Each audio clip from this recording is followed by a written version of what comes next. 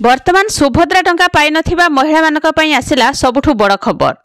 उपमुख्यमंत्री प्रभाती परिड़ा बड़ सूचना देइछंती, जाके कहिसंती जे गोटे अकाउंट सह गोटे मोबाइल नंबर लिंक करने को परामर्श देइछंती।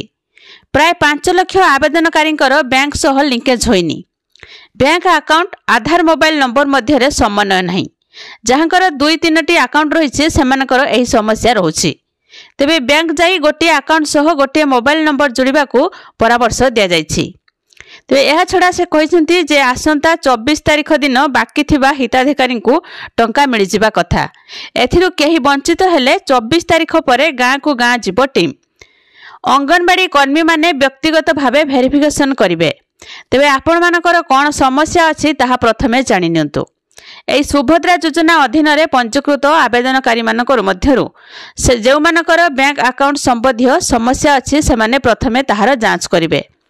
जथा आधार संयोगीकरण नहेबा, आधार अचल हेबा, सीधासलख लाभ प्राप्त निमंते अकाउंट सक्षम नथिबा, अकाउंट अचल थिबा, इक्वेसी होई नथिबा इत्यादि समस्या थाई पारे।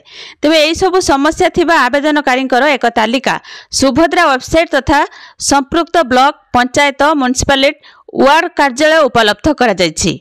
एई अधीन रे पंजीकृत हिताधिकारी माने निज बैंक सहित जोगाजोग करी ए सब समस्यार समाधान करने को परामर्श दिया जायछि।